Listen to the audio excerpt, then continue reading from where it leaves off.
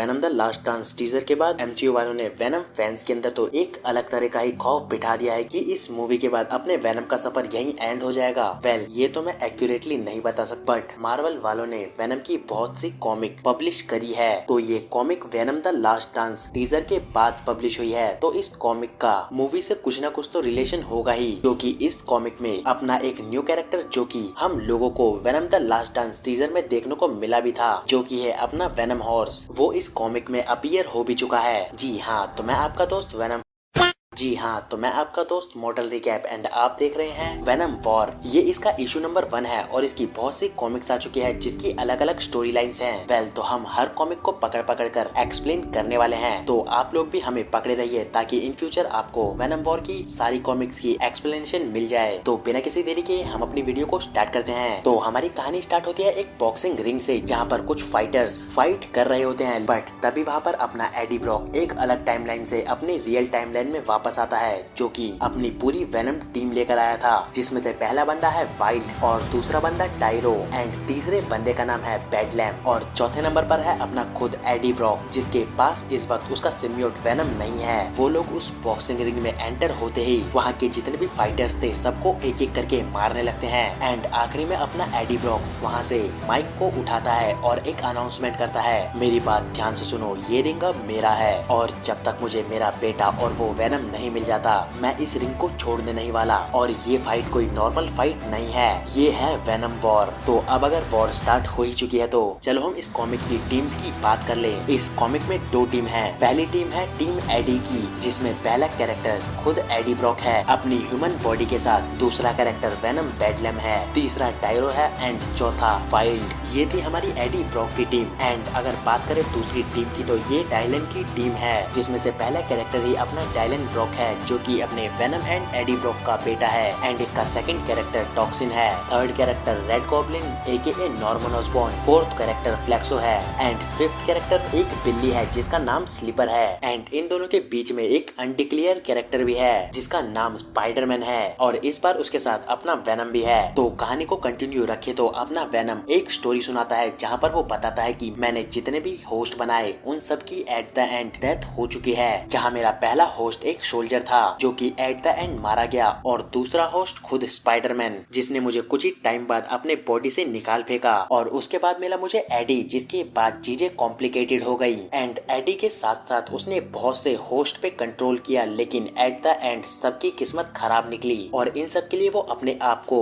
जिम्मेदार समझ रहा था। एंड अब अपना वेनम स्पाइडरमैन के कबर्ड में एज अ कॉस्ट्यूम पड़ा हुआ है, बट तभी वहाँ पर स्पाइडरमैन आता है और उस ब्लैक कॉस्ट्यूम को देखकर उसे पहन लेता है, लेकिन तभी उस कॉस्ट्यूम में मूवमेंट होने लगती है और अपना वेनम स्पाइडरमैन से बोलता है कि पागल मत बनो स्पाइडरमैन। एंड कहानी वहाँ से टर्न लेती है और हमें डायलन ब्रॉक दिखाया जाता है, सन ऑफ वेनम, जो कि अपने ही फ्यूचर वर्जन से बात कर रहा होता है और उससे बोलता है कि मैंने वेनम को खो दिया है और मैं उसे ढूंढ भी नहीं पा रहा हूँ। और इस वक्त अपना डायलन ब्रॉक बहुत ज्यादा हर्ट है क्योंकि कार्नेज ने उसे सब कुछ दिखा दिया है कि वेनम ने कैसे लोगों को मारा है और उसने उसके डैड और मॉम के साथ क्या क्या किया है। एंड तभी वो उसे बताता है कि कभी कभी मुझे ऐसा फील होता है कि मैं एक अलग ही दुनिया में हूँ एंड मुझसे कोई मेरे ही फादर की आवाज में बोलता है कि तुम्हारे पास 5 क्वेश्चंस हैं। एंड मैंने उससे पूछा कि अगर वेनम एडी ब्रॉक के साथ वापस मिल जाए तो क्या होगा, और वो आवाज उसे एडी ब्रॉक दिखाती है जो कि अब एक नल बन चुका है। और मैंने जब उससे पूछा कि मैं उसे कैसे रोक सकता हूँ, तब उस आवाज ने मुझसे कहा कि जब तुम बड़े हो जाओगे तब तुम खुद से जान जाओगे। और तभी फ्यूचर वाला डायलन ब्रॉक प्रेजेंट के डायलन ब्रॉक से कहता है कि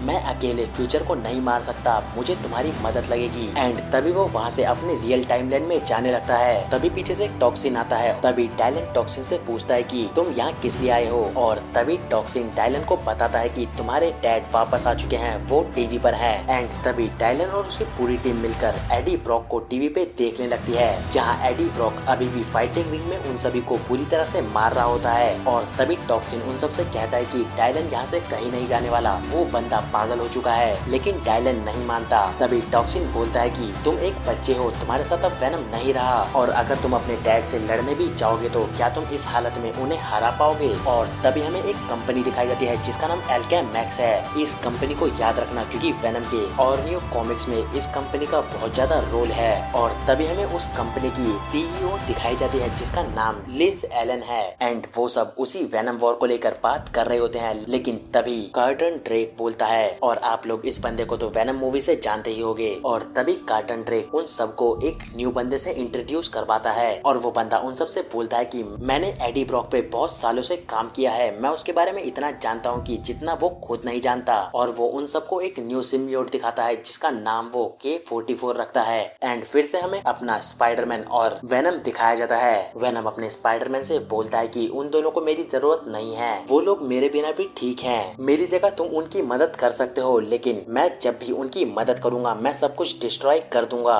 बट तभी स्पाइडरमैन वेनम की बातों से डिसएग्री करता है और उसे बोलता है कि तुम कोई मॉन्स्टर नहीं हो, तुमने कई बार दुनिया को बचाया है। और तभी अपना स्पाइडरमैन वेनम से बोलता है कि हर पावर के साथ बड़ी रिस्पॉन्सिबिलिटी आती है, और ये चीज मुझे अपने अंकल बेन ने सिखाई थी। एंड तभी वो वेनम के साथ मर्ज होने के लिए अपना हाथ उसकी तरफ बढ़ाता है, और कहानी वहाँ से शिफ्ट होती है और हमें उसी फाइटिंग रिंग के बाहर का सीन दिखाया जाता है जहाँ पर एम्बुलेंस वाले उन सभी बॉडीज को हॉस्पिटल ले जा रहे होते हैं। लेकिन तभी वहाँ से कुछ चीज मूव होते हुए उस फाइटिंग रिंग के अंदर जाती है, और नेक्स्ट मोमेंट पे ही एडी ब्रॉक के सामने उसका बेटा डायलन ब्रॉक आ जाता है, जो कि अपनी पूरी टीम लेकर आया था। बट तभी एडी ब्रॉक अपने बेटे से पूछता है कि वो सिम्बियोट कहाँ पर है, मुझे उसकी जरूरत है। बट डायलन ब्रॉक उसे बोलने लगता है कि मैं ये नहीं कर सकता। तभी एडी ब्रॉक डायलन ब्रॉक से बोलता है कि 8 billion human beings venom world पर ट्रैप हैं और मुझे वेनम की जरूरत है। तभी डायलन एडी से बोलता है कि मेरे पास वेनम नहीं है, मैं उसे खो चुका हूँ। बट तभी एडी अपने बेटे पे चिल्लाने लगता है और उससे बोलता है कि मैंने तुम्हें बस एक काम दिया था। एंड